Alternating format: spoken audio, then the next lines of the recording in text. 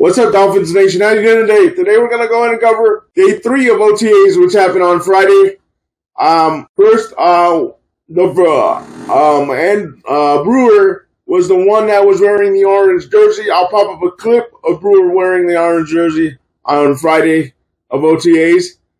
Then I have another clip of the quarterbacks warming up, just throwing the ball around in the camp. And there's also news that Wilson, the $6 million backup, is struggling, having the same issues he had with the Jets. So it seems like it's going to be a big, big battle between Wilson and Heward. But it seems like Wilson is struggling with the same concepts he was struggling when he was drafted by the New York Jets. And we'll see what happened. Alan Poupart did mention on one of his tweets that it's still early, but he's struggling. We'll see what happens, guys. It's still early. It's still OTAs. Wilson continues to have the same struggles he's always had. And I remember Darrell Bevel mentioned earlier that Wilson needs to be built from the ground up. So it doesn't surprise me that the kid continues to have struggles. And right now, that's all we have right now from the OTAs.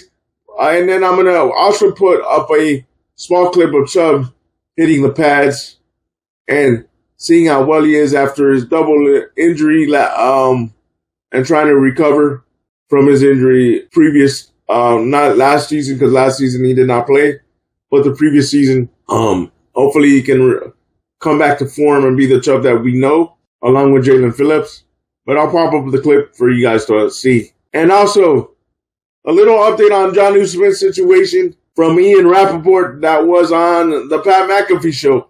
I'm going to go ahead and play the audio, and I will put the video or the audio for you guys to listen to, because I don't know if I can put the video due to copyright. So I'll put the audio for you guys to listen to and what he had to say about Jonnu.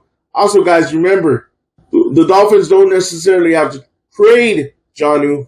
They can keep Jonnu even though he would be disgruntled. Not disgruntled, because Jonnu wants to stay here. But they don't necessarily need to give him more money. He's under contract. Now, will he, according to the personnel we're going to supposedly play this coming season, Jonnu's not much of a fit. But let's listen to what Ian Rappaport had to say on the Pat McAfee show and what he has to say about the whole situation and what a imminent trade of Jalen Ramsey can do for the Jonnu situation.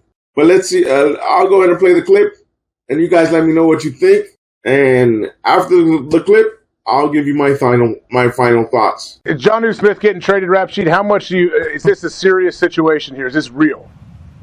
I think Jonnu Smith wants to make money. It feels to me, and there's been some teams that have kind of nosed around some veteran tight ends. Jonnu Smith is one. Kyle Pitts is another. Usually you get to this point, you can do some trades. They can happen.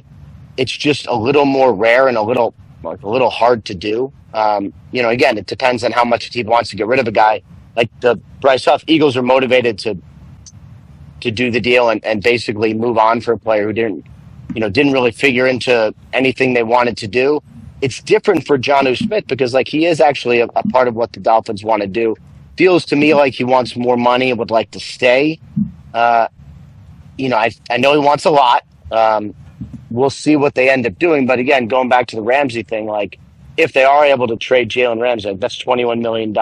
Some of the $21 million will come off the books depending on how much they pay. So trading Ramsey might help Jonnu Smith get the contract he wants as well. All right, guys, there you hear what Ian Rappaport had to say from NFL Network. I'm also going to read to you something real quick from Jordan Schultz and also pop up a picture of this tweet and a picture that he put under this tweet of Kyle Pitts. This is from Jordan Schultz. Sources: multiple teams have reached out to the Falcons about the availability of tight end Kyle Pitts. Nothing is imminent, and Atlanta would prefer to keep him.